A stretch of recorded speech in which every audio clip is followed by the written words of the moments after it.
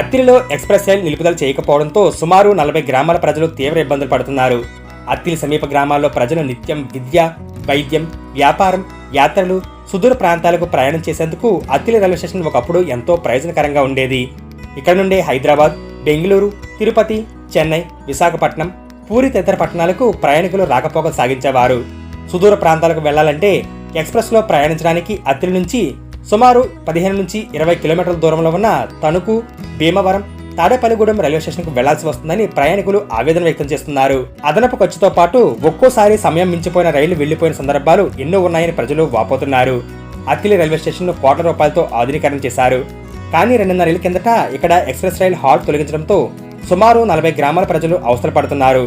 సమస్య పరిష్కారానికి గతంలో అధికారులకు, పాలకులకు ఎన్నోసార్లు వినతులు అందించినా ప్రయోజనం లేకుండా పోయిందన్నారు.